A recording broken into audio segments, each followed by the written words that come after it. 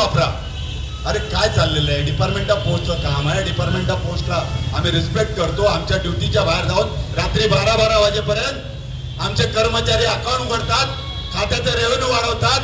तुम्ही आम्हाला जो आलेख आखून दिलाय त्या आलेखामध्ये आम्ही 8 तास बांधले जाणार आहोत. जर आम्ही 8 तास बांधले गेलो तर आम्हाला तुमच्याकडनं शब्द हवाय, हो आम्ही आयडीसी ऍक्सेप्ट करू. मग आयडीसी ऍक्सेप्ट झाल्यानंतर या तमाम कर्मचाऱ्यांकडून 1 रुपयाचा बिझनेस डिपार्टमेंट ऑफ पोस्ट मागणार नाही हे त्यांनी जाहीर करावं. आम्ही आयडीसी मध्ये जायला तयार. या 8 तासामध्ये 8 तासाच्या बाहेर जाऊन आमचा पोस्टमन कर्मचारी जो टार्गेटच्या माध्यमातून विविध अकाउंट आणतो, पीएलआय आणतो, स्वतःची खाती खोलतो, आयपीबीपीचे अकाउंट खोलतो, हे सगळे काम करतो आणि डिपार्टमेंटला रेव्हेन्यू मिळवून देतोय. परंतु ह्या रेव्हेन्यू कडे लक्ष न देता फक्त कोणीतरी सांगितलं, वरनं आदेश आले, त्या आदेशाची पूर्तता करायची. मग किती अडचण आहे. धारावी सारख्या पोस्ट ऑफिस मध्ये बाईक जाईल का हो? तिथे उचललेल्या बॉक्स मधून कधी आर्टिकल गायब होतील, पार्सल गायब होतील सांगता येणार नाही. त्या धारावी सारख्या पोस्ट ऑफिस मध्ये बाईक जाईल का? आणि बाईक गेल्यानंतर ज्या कोऑपरेटिव्ह सोसायटीमध्ये आम्ही जातो ते आम्हाला बाहेर काढतात. वॉचमन म्हणतो बाहेर जा, पोस्टमन कोण आहे म्हणजे जानता नाही. पहिली तिथे व्यवस्था करा हो. आयडीसी साठी गाड्या लावण्याची पहिली तिथे व्यवस्था करा. तर या सगळ्याच्या माध्यमातून एक अन्याय पोस्टमनवर होतोय. या अन्यायाचा मुकाबला करण्याकरता गेल्या महिन्यात आपण एकत्रितरित्या आलो होतो. डिव्हिजन ऑफिसला आपण 27 तारखेला आंदोलन केलं आणि पुन्हा एकदा आपण आपली ताकद दाखवण्यासाठी इथे एकत्र आलेला. त्याबद्दल आपल्याला मनपूर्वक सॅल्यूट करतो, सलाम करतो. आपली ताकद अबाधित राखा. 20 मेच्या संपाने काही होणार नाही. 20 मेच्या संपाच्या माध्यमातून 1 दिवसाच्या संपाने फार तर आयडीसी काही दिवस पुढे ढकललं जाईल. पण भविष्यामध्ये स्पष्टपणे सांगतो, माझं प्रमोशन आहे. मला पीए मध्ये बसायला स्ट्राईक मध्ये गेलो तर 4 दिवस लेट होईल. मला कुठेतरी रूल 38 मध्ये जायचंय. माझ्या अडचणी निर्माण होतील. मला भविष्यामध्ये कुठेतरी ट्रान्सफर होऊन जायचंय, तिथे अडचणी निर्माण होतील. या सगळ्या गोष्टीचा जर तुम्ही विचार केला तर हा संप होऊ शकत नाही. लक्षात घ्या. कारण भविष्यामध्ये आपल्याला 1 दिवस नव्हे तर गरज पडली तर 1 महिन्याचा बेमुदत संप करावा लागणार आहे. कारण का? हे प्रशासन या 1-2 दिवसाच्या संपाने लागणार नाहीये. हे आम्हाला चांगलं माहिती आहे. आम्ही एक इशारा संप म्हणून 20 तारखेला संप करत आहोत.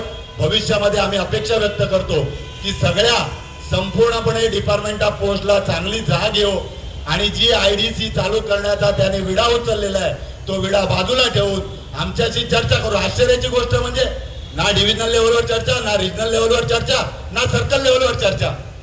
अरे आयडीसी सारखं मोठं पाऊल तुम्ही उचलताय आणि आम्ही मान्यताप्राप्त संघटना आहोत. आमच्या मान्यताप्राप्त संघटनेला विश्वासात न घेता जर हे तुम्ही धोरण चालू ठेवलं असेल तर त्याला विरोध करणं हे आमचं कर्तव्य आहे. आम्ही ते 100% पूर्ण करणार आहोत. सहकार्यानो, आता वेळ खूप झालेला आहे आणि आपण वेळेला दिलेल्या वेळेप्रमाणे 4 ते 6 या वेळेतच आंदोलन करायचंय. तर या माध्यमातून मी एवढंच सांगू इच्छितो की आपली लढाई सुरू झालेली आहे आणि या लढाईमध्ये आपल्याला विजयश्री प्राप्त होत नाही तोपर्यंत लढायचं आहे. ही लढाई लढत असताना आपल्या अडचणी, आपल्या ज्या डिफिकल्टी आहेत त्या बाजूला ठेवा. संघर्षाची सुरुवात करा. संघर्ष ऑलरेडी सुरू झालेला आहे. आता या संघर्ष सुरू झाल्यानंतर कोण जखमी होतो, कोण खरचटला जातो, कोणाला काय त्रास होतो हा विचार आता करायचा नाही. आणि तो जर विचार करणार असाल, लक्षात ठेवा, मगाशी मी भाषण करताना सांगितलं, ज्यावेळी भाषणाची सुरुवात करताना सांगितलं, कुणीतरी इतिहास निर्माण केला आणि त्या इतिहासावर आमच्या पूर्वजांनी बाळासाहेब चाळके असो किंवा अशोक पवार असो यांनी नेतृत्व संघर्ष करून इथे खातेबाह्य कर्मचाऱ्यांना परमनंट केलं. त्या खातेबाह्य परमनंट झालेल्या कर्मचाऱ्यांमधला एक व्यक्ती आज जनरल सेक्रेटरी म्हणून बोलतोय. हे हा संघटनेचा इतिहास आहे मित्रांनो. मग हा इतिहास घडवण्याची संधी ज्या आउटसायडरच्या बॅचने निर्माण केली ती बॅच येत्या 2 वर्षामध्ये, जास्तीत जास्त 2 वर्षामध्ये 2027 मध्ये निवृत्त होते. मग ही निवृत्त झाल्यानंतर संघटना संपणार का हा यक्ष प्रश्न मला तुम्हाला विचारावासा वाटतो. आणि ती जर संपणार नसेल तर त्याचं नेतृत्व तुम्ही स्वतःच्या खांद्यावर घेऊन हा लढा यशस्वीपणे पुढे चालू ठेवाल तरच अशा प्रकारचे संघर्ष यशस्वी होतील आणि इतिहास निर्माण करण्याची संधी तुम्हाला प्राप्त होऊ शकेल. भविष्यामध्ये 20 किंवा 25 वर्षानंतर ज्यावेळी टपाल खात्याचा आणि कामगार संघटनेचा इतिहास लिहिला जाईल त्यावेळी त्या इतिहासामध्ये तुम्ही लढला होता. कशासाठी लढला होता? 10 ऑगस्ट 2022 ला post office saving bank India post payment bank private limited मध्ये मर्ज होऊ नये म्हणून लढला होता. आजपर्यंत मर्ज झालेला नाहीये.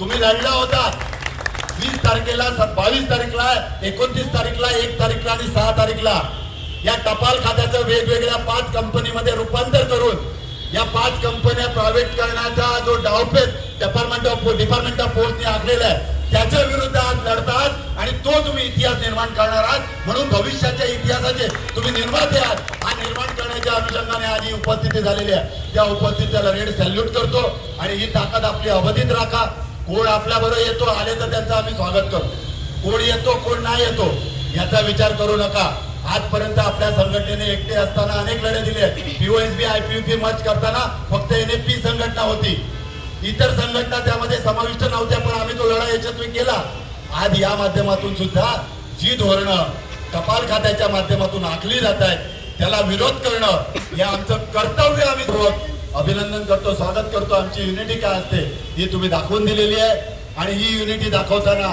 मी एवढंच म्हणेन की पुढे अनेक लढाई आपल्याला लढायच्या आहेत या लढाया लढण्याकरता आपली ताकद साबूत ठेवायला पाहिजे कारण सरफरोशी की तमन्ना अब हमारे दिल में देखना जोर कितना बाजू एक कातिल में है आपल्यातली ताकद दाखवण्याची ही सुवर्ण संधी तुम्ही वाया न दवडता प्रत्येकापर्यंत जे आज इथे आलेले नाहीत त्यांच्यापर्यंत हा मेसेज पोहोचवून पुढील आंदोलनाची तयारी पूर्णपणे करण्याची जबाबदारी मी जमलेल्या तुम्हाला तमाम शूर कॉम्रेडच्या खांद्यावर टाकतो आणि मी माझं भाषण संपवतो जय हिंद जय महाराष्ट्र